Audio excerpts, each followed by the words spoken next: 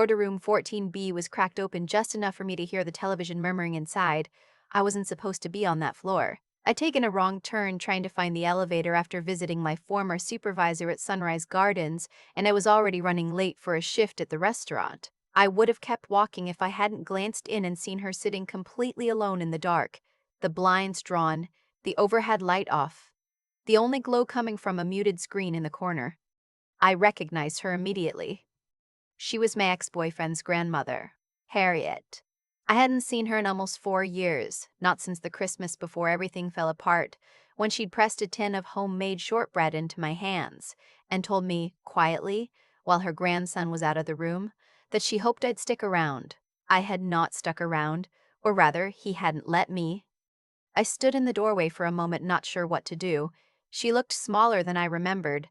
Her hair was still silver and pinned back the same way, but the sharpness in her eyes that I'd always associated with her, that alert, watching quality, was replaced by something dimmer. She was staring at the screen without really seeing it. I knocked softly on the open door. She turned, and for a second she just looked at me the way people do when a face is almost familiar but not quite placed. Then something shifted. "Lily," she said. Not a question. Just my name, like she'd been expecting me. I stepped inside. "My name is Lily Marsh. I'm 31 years old. I work double shifts at a restaurant in Asheville, North Carolina, and I live in a one-bedroom apartment that smells faintly like garlic no matter how many times I clean the stove. I don't have a lot of extra time. I don't have a lot of extra money. What I do have is a deep, inconvenient inability to walk away from people I care about." That night, I stayed for 40 minutes, long enough to learn that Harriet had been at Sunrise Gardens for 7 weeks, long enough to learn that her grandson, my ex, Brandon, had handled the intake paperwork, long enough to learn that no one from her family had visited since the second week. She told me this without bitterness. That was the part that got me. She wasn't angry. She was just matter-of-fact about it, the way someone gets when they've had too much time alone to process something and have moved past the stage of feeling and into the stage of simply knowing. "He's busy," she said. I recognized that word. I had heard it for 2 years straight. I came back the following Sunday. I told myself it was a one-time thing, just to check in, just to make sure she was okay. I brought a container of soup I'd made on Saturday because I'd made too much and it seemed wasteful not to bring it somewhere. That's what I told myself. Harriet was awake when I arrived, sitting in the chair by the window this time, dressed in a pale blue cardigan. She looked up when I came in and said nothing for a moment, just watched me set the soup on her bedside table. Then she said, "I didn't think you'd come back." "I made too much soup," I said. She almost smiled. "That's what they all say." We talked for 2 hours. She told me about her garden back home, the one she planted in 1987 and tended every summer since. Tomatoes, pole beans, a patch of zinnias along the back fence that came back every year without her doing a thing. She talked about her late husband, Gerald, who had died 11 years ago and who she still sometimes expected to see in the chair across from her. She talked about her daughter, Brandon's mother, who lived in Phoenix now and called on birthdays and holidays, and sometimes in between if she remembered. She did not talk about Brandon. I didn't push.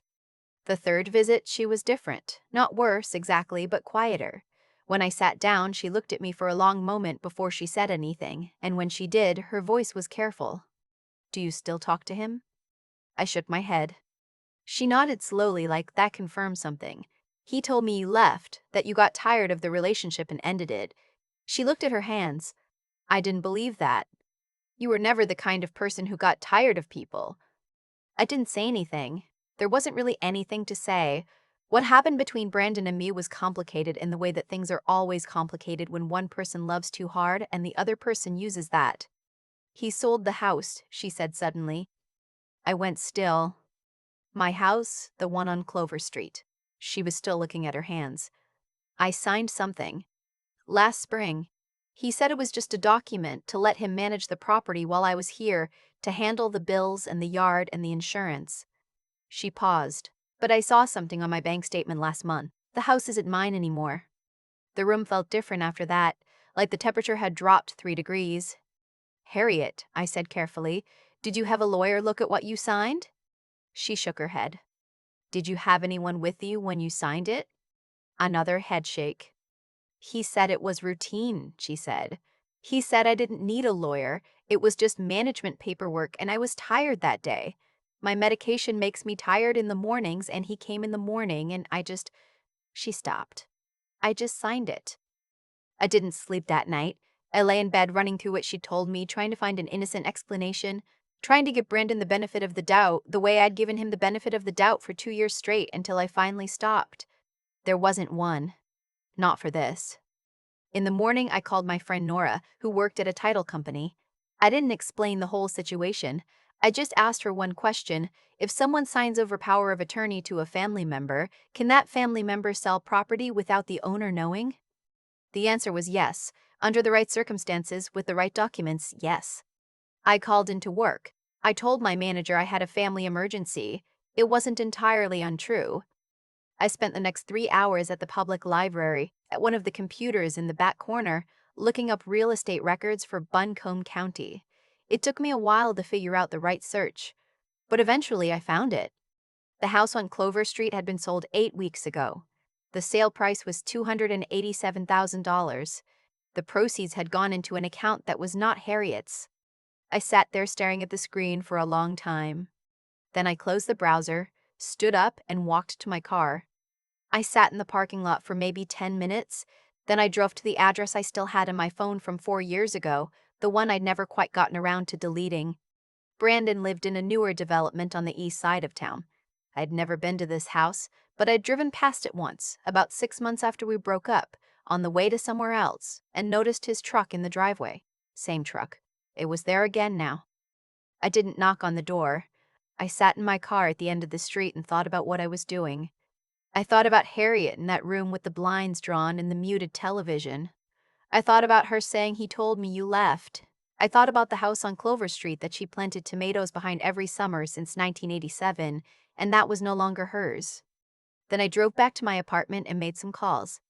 The first call was to a legal aid organization in Asheville. I'd looked them up at the library. They handled elder law cases on a sliding scale.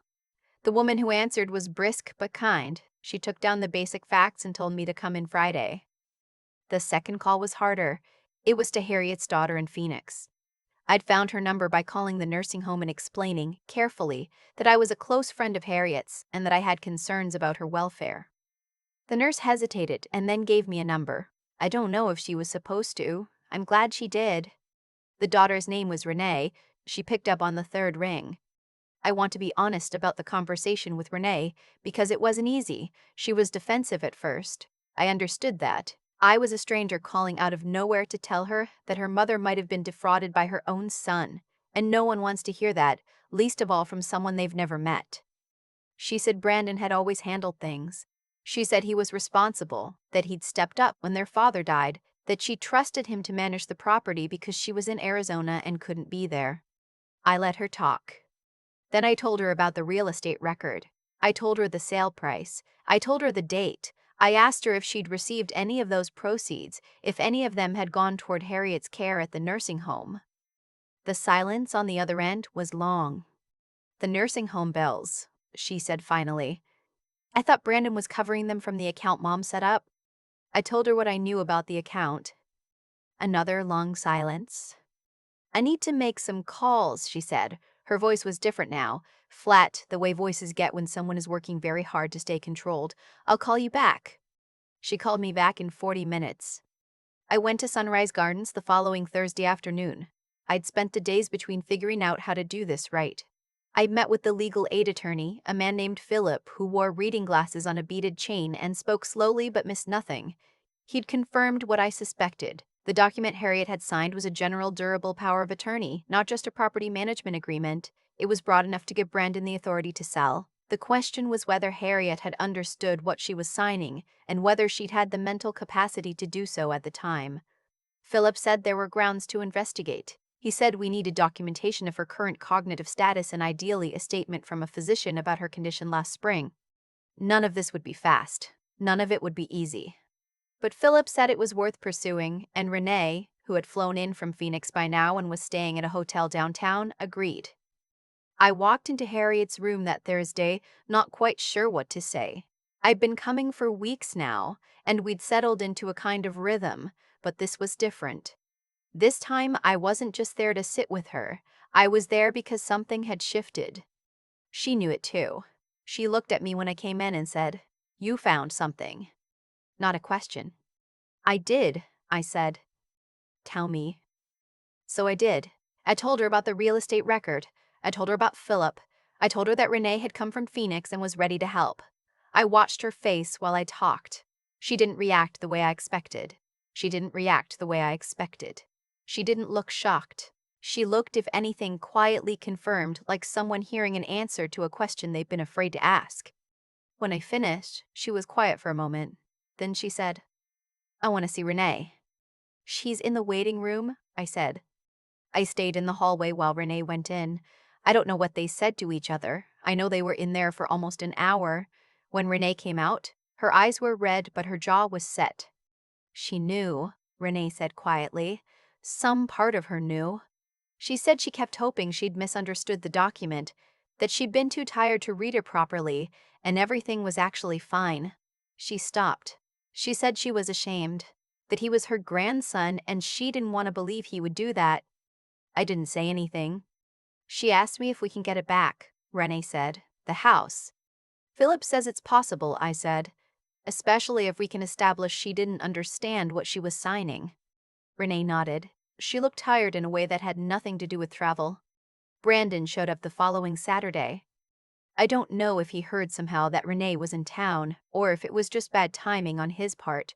But I was sitting in the hallway outside Harriet's room, giving them some time alone, when I heard his voice around the corner. He hadn't seen me yet. He was on the phone, walking fast, talking in the low-clipped way he always did when he was stressed and trying not to sound it. "I just need to talk to her," he was saying. "Alone. Without anyone, just tell her I'm coming, that's all." I stood up. He came around the corner and stopped. For a second, we just looked at each other. He'd cut his hair. He looked older than I remembered, not in a good way, in the way that comes from sustained stress or sustained guilt, some ongoing internal friction wearing at the surface. "Lily," he said.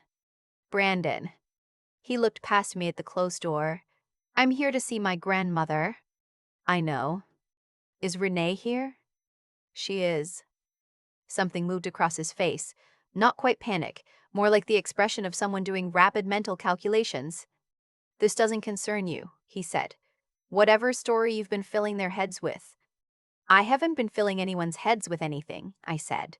"I pulled public records, that's all." He laughed. It sounded hollow. "You're not even family. You were my girlfriend 4 years ago for 2 years. Why are you even here?" "Because I walked past her room by accident 6 weeks ago and she was sitting alone in the dark," I said, "and I couldn't keep walking." He stared at me. Then he looked away, at the wall, at the floor, anywhere else. "Get out of my way, Lily." "I'm not in your way," I said. "Renee's in there. Philip's been briefed. The record's been found. Whatever you came here to do, Brandon, it's already too late." The door to room 14B opened. Renee stood there, and behind her, visible in the doorway, was Harriet. Upright, dressed, her silver hair pinned back. She looked at her grandson, and her expression was not angry, and it was not cold. It was something worse. It was disappointed in the way that only comes after love. "I'd like you to come in," she said, "and I'd like you to explain to me what happened to my house." I did not go inside. That was their conversation to have, the three of them, with Philip on standby by phone if needed. I went down to the first floor and sat in the little garden area near the entrance, on a concrete bench beside the rose bush that was trying gamely to bloom. I stayed there for almost an hour. When Renee came to find me, she looked wrung out. She sat down on the bench beside me without speaking for a moment. "He tried," she said finally. "He had this whole version of events where he'd done everything right, where the sale was necessary to cover costs, where the money was in a separate account that he was going to use to pay for her care. None of it quite held together." Did she believe him? Renee shook her head. She asked him one question. She asked him why, if the money was for her care, he hadn't told her. Why she'd found out from a bank statement. He didn't have an answer for that. I looked at the rose bush. One of the buds was almost open. Philip thinks we have a strong case, I said. It won't be fast. But the documentation on her cognitive status, the lack of independent counsel, the way the document was presented to her, there's a real argument that the sale can be challenged. Renee nodded. We're meeting with a full elder law firm on Tuesday. Silence. She asked about you, Renee said. After Brandon left, she asked if you were still here. I'm still here, I said. The legal process took 7 months. I'm not going to walk through every step of it because most of it was paperwork and waiting and more paperwork, and the details belong to Harriet and Renee, not to me. What I can say is that Philip and the elder law firm built a strong enough case that Brandon settled before it went to court. The terms included repayment of the sale proceeds in full, with interest. The house on Clover Street had already been sold to a new buyer and couldn't be returned, but the money could be, and it was. The settlement was finalized on a Tuesday in March. Renee called me from outside the attorney's office. I was on a break at the restaurant, standing in the alley beside the dumpster because it was the only place I could get a signal. It's done, she said. I leaned against the brick wall and let out a breath I felt like I'd been holding for 7 months. How's she doing? I asked. Better, Renee said. She's moving to a smaller facility closer to my place in Phoenix. She actually seems relieved, like she'd been carrying this weight of not knowing, and now she knows. And even though it's hard to know, at least it's not a question anymore. I understood that. She wants to talk to you, Renee said. When you have time. I drove out to Sunrise Gardens the following Sunday. Harriet was mostly packed. There were boxes in the corner, and the room looked bare without the small things she'd arranged over the months. The photo of Gerald on the windowsill, the paperback novels on the shelf, the quilt she'd brought from home draped over the chair. She was sitting on the edge of the bed when I came in, and she looked up and did the same thing she'd done the very first time, just said my name like she'd been expecting me. Lily. I sat down beside her. We talked for a while about ordinary things, the drive to Phoenix, the facility she was moving to, which had a garden she was already planning to take over. Whether tomatoes would grow in the Arizona heat, they would, with the right variety, she'd already researched it. Then she got quiet for a moment and looked at her hands. I want to say something and I don't want you to brush it off, she said. Okay, I said. I know you didn't come here for any reason except that you're a good person, she said. I know you didn't expect anything, but I want you to know. She stopped, gathered herself. I had given up. Not in a dramatic way. I wasn't unhappy, exactly, but I had decided that this was just what the last part looked like. Quiet and small and alone. She looked at me. You made me change my mind about that. I didn't trust myself to say anything for a moment. You didn't need me, I said finally. You would have figured it out. Renee would have. Renee didn't know to look, Harriet said, because I hadn't told her. Because I was ashamed. She shook her head. You walked in and you sat down and you kept coming back, and eventually I trusted you enough to say it out loud. That matters, Lily. That's not nothing. I looked at the boxed-up room, at the bare windowsill where Gerald's photo had been, at the quilt folded on top of the nearest box. Will you call me from Phoenix? I asked. She smiled, fully this time, the way I remembered from 4 years ago when she'd pressed the shortbread into my hands. I'll send you tomatoes, she said. I've thought a lot about what made me walk through that door the first time. I've tried to find a more complicated reason than the obvious one, some deeper psychology, some buried guilt about the way things ended with Brandon, some subconscious act of redress. But I don't think that's it. I think I walked through because she was sitting in the dark and she said my name like she knew me, and some part of me recognized that this was a moment that would either happen or not, and once I'd seen it, I couldn't pretend I hadn't. That's really all it was. Some months after she moved to Phoenix, Harriet sent me a card with a photo tucked inside.